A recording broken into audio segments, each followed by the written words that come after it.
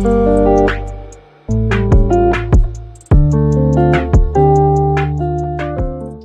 is 17th of November 21, and I have an ambitious plan today. I will be going to Thubal. There is a place called Yaripok in Thubal, which, by the way, is there is a monolith in Yaripok in the shape of a turtle. It is the Kurma avatar of Vishnu. I will try to find it, and let's see if we can find it. From there, the plan is to go to Kaching, and from Kaching to Chandel, and from Chandel to More. Now it's a very ambitious plan. I'm not sure if I'll be able to do all of these places on the same day because I also need to come back before nightfall. But let's see. I'll go as far as I can and then I'll return.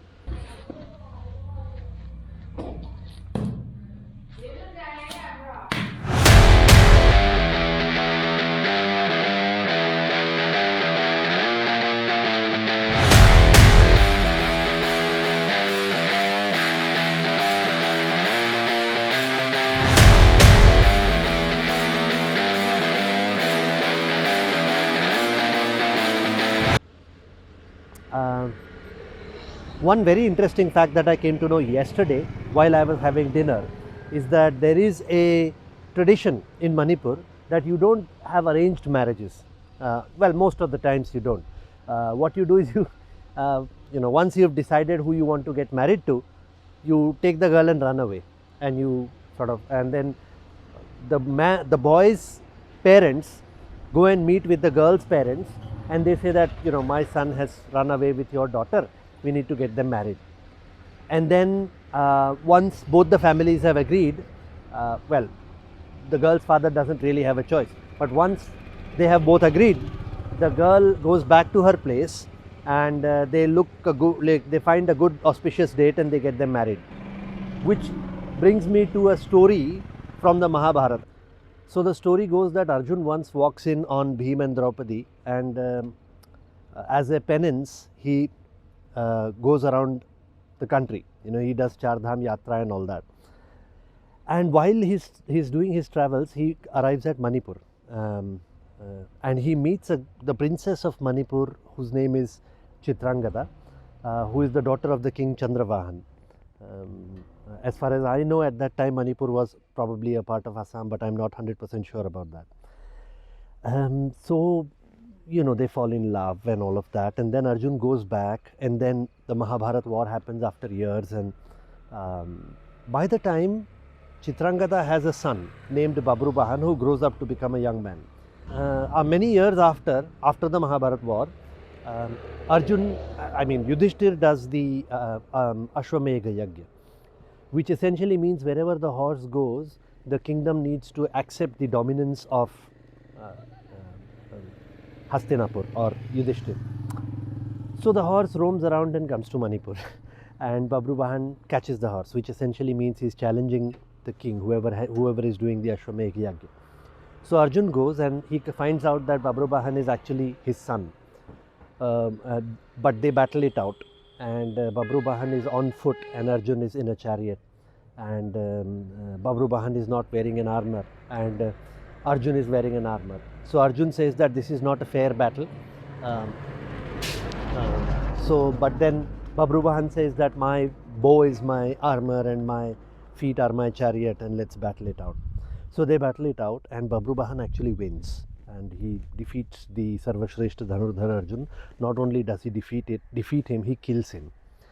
And then it so happens that Arjun's another consort was Ulupi, who is a Nag Kanya, and she essentially summons the Nagamani and brings Arjun back to life and such.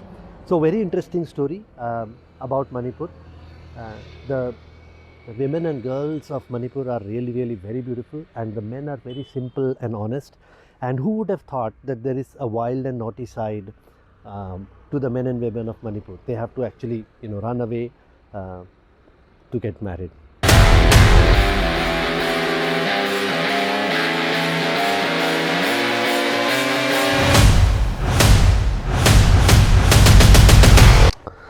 I am at the Gwarok Mahadev temple here.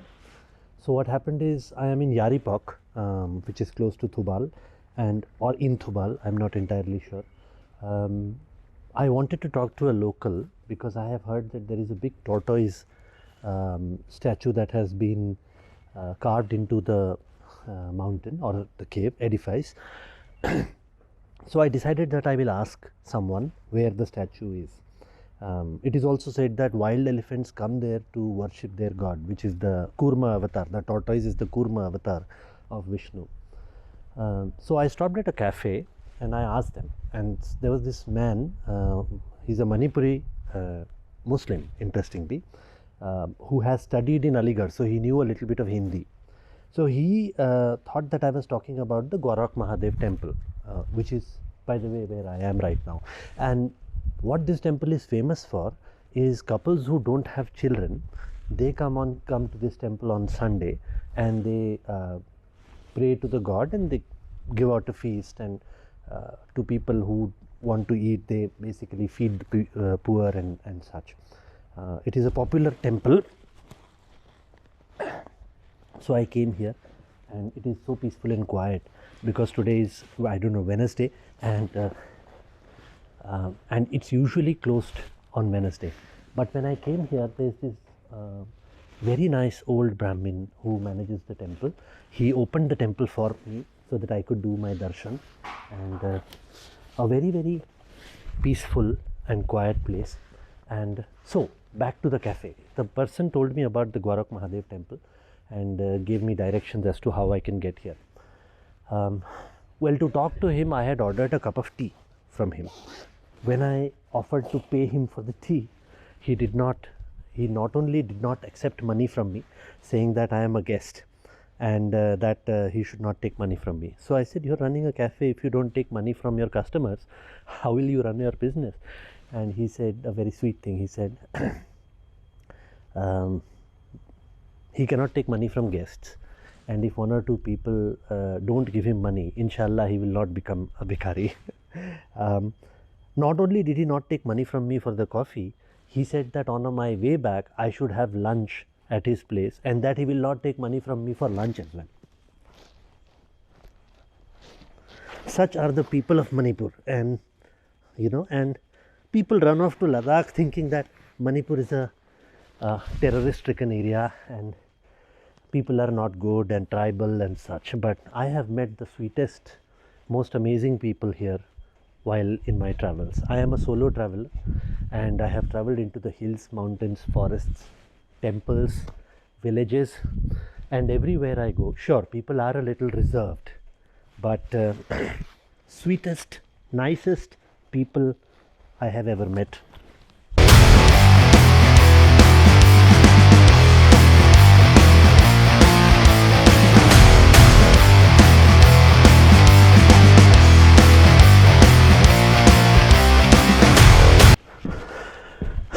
Sure, I may not be able to see the tortoise that I came looking for, but I have no regrets because I saw something much more beautiful.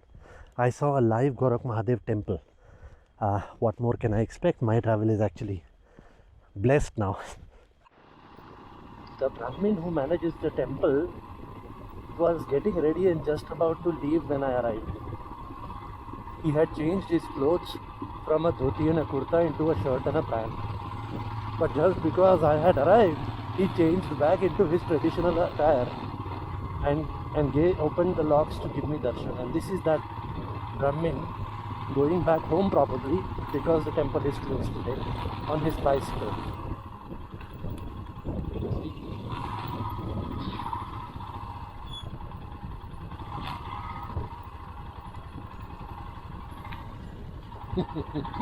There he is.